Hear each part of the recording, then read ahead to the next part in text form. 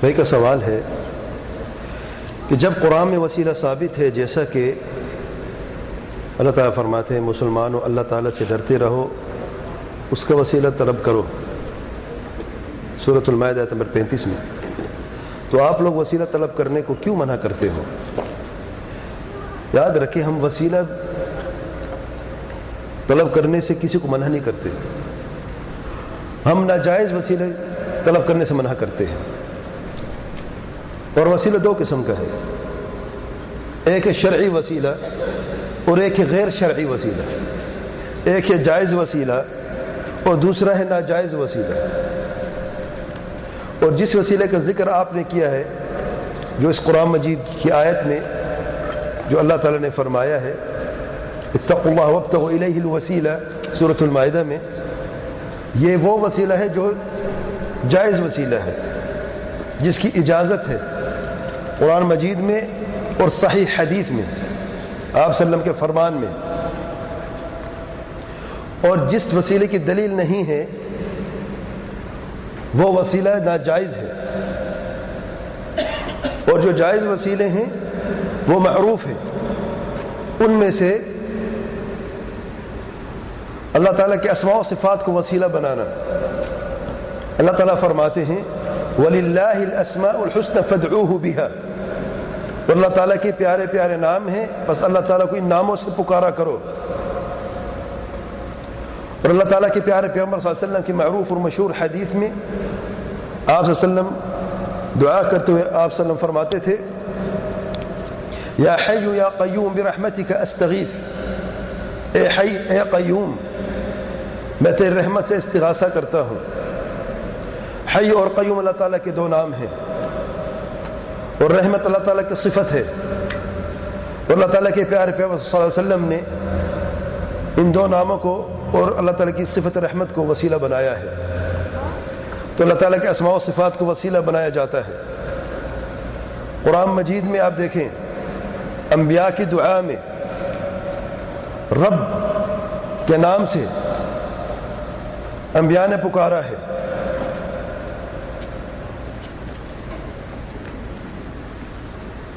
رب انی مسنی الضر وانت ارحم الراحمین،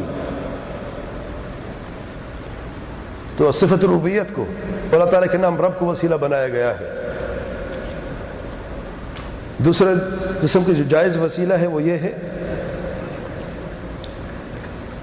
کہ اعمال صالحہ کو وسیلہ بنانا، جو عبادت آپ کرتے ہیں آپ اس کو وسیلہ بنا سکتے ہیں، جیسے کہ صحیح بخاری کی روایت میں آیا ہے ان تین لوگوں کا قصہ جو سفر میں تھے اور غار میں داخل ہو گئے، پھر شدید بارش ہو رہی تھی اور ایک بڑا پتھر چٹان گرنے سے غار کا راستہ بند ہو گیا، اور ان تین لوگوں نے پھر یہ کہا جب انہوں نے کوشش کی اپنا زور لگانے کی کہ پتھر کو ہٹا دیں، پتھر نہ ہٹ سکا، تو پھر ان تین لوگوں نے یہ مشورہ کیا کہ جو ہم نے ایک عمل کیا کرتے تھے اس عمل کو وسیلہ بنا کر اللہ تعالیٰ سے دعا کرتے ہیں کہ اللہ تعالیٰ ہمیں اس مصیبت سے نجات عطا فرمائے۔ تو ان تینوں نے اپنے نیک اعمال کو وسیلہ بنایا اور اللہ تعالیٰ نے ان کو نجات دی، اور وہ پتھر اپنی جگہ سے پتھر ہل گیا۔ اگر آپ نے نماز پڑھی ہے یا کوئی صدقہ دیا ہے یا والدین سے حسن سلوکی کی ہے، یہ سارے کے سارے عبادات ہیں، آپ ان چیزوں کو وسیلہ بنا سکتے ہیں۔ الغرض جس چیز کی دلیل موجود ہے وہ شرعی وسیلہ ہے، آپ اسے وسیلہ بنا سکتے ہیں، اور جس چیز کی دلیل موجود نہیں ہے وہ غیر شرعی وسیلہ ہے، آپ اسے وسیلہ نہیں بنا سکتے۔ اب ہم نے جس وسیلے سے منع کیا سننے وہ کیا ہے؟ جب کوئی شخص کہتا ہے یا رسول اللہ مدد، یا یہ کہتا ہے یا غوث میری مدد فرما، یا اجمیر والے میری مدد فرما، تم لوگ کہتے ہو کہ یہ وسیلہ ہے، ہم لوگ کہتے ہیں کہ یہ شرک وسیلہ نہیں ہے، اس لیے منع کرتے ہیں۔ وسیلہ کیسے؟ یہ اصل میں وسیلہ ہی نہیں ہے، یہ سمجھیں ذرا، عربی لغت کو بھی سمجھیں اور شرعی وسیلوں کو بھی سمجھیں۔ وسیلے میں تین چیزیں ہوتی ہیں،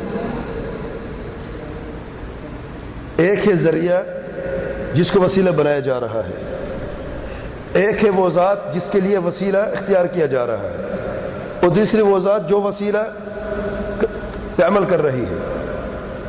نماز ہم پڑھتے ہیں، پھر اللہ سے دعا کہ اے اللہ تعالیٰ جو نماز ہم نے ابھی پڑھی ہے اس نماز کے صدقے ہمارے دعا قبول فرما۔ یہ جائز ہے۔ کیوں جائز ہے؟ کیونکہ نماز عبادت ہے، اور نیک عمل صالح عمل کو وسیلہ بنانے کی دلیل میں صحیح بخاری سے میں بیان کر چکا ہوں۔ اب اللہ تعالیٰ کی ذات ہے نمبر ایک، پھر دعا مانگنے والا دوسرا ہے، اور تیسرا نماز جو ذریعہ ہے۔ تو تین چیزیں ہیں۔ آپ لوگوں کی ہاں جب آپ لوگ یہ کہتے ہو یا رسول اللہ مدد، تو کتنی چیزیں ہیں؟ تین ہیں یا دو چیزیں ہیں۔ ایک ہے یا رسول اللہ، اور ایک ہے آپ جو دعا کر رہے ہیں۔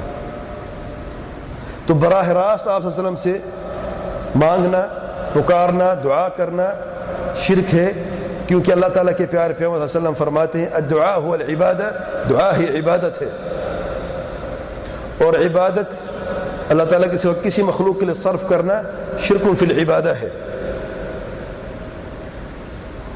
تو بنیادی طور پر یہ وسیلہ ہے ہی نہیں، یہ شرک ہے۔ وسیلہ ہوتا تو تین چیزیں ہوتی۔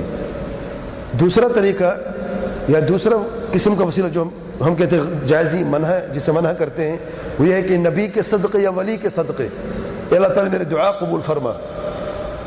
یا رسول اللہ مدد کہنا شرک ہے، اور نبی کے صدقے یا ولی کے صدقے کہنا بدعت شرک نہیں ہے، جائز نہیں ہے۔ وہ کیوں؟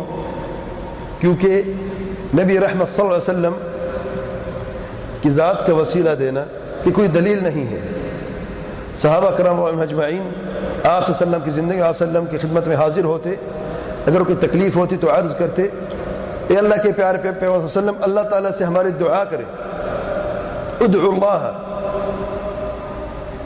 جیسے بخاری کی روایت میں آیا اور دوسری روایت میں آیا ہے کہ اس بڑھیا کا قصہ جس کو دورے پڑتے تھے، آپ سے خدمت حاضر ہوتی ہیں، اے اللہ کے پیارے پیغمبر صلی اللہ علیہ وسلم میرے لیے اللہ تعالیٰ سے دعا کریں کہ اللہ تعالیٰ مجھے شفا دے دے، مجھے دورے پڑتے ہیں، اور جب دورہ پڑتا ہے تو مجھے خود اپنے آپ کو خبر نہیں ہوتی، اور میرا کپڑا بھی اسم سے ہل جاتا ہے، میں بے پردہ ہو جاتی ہوں۔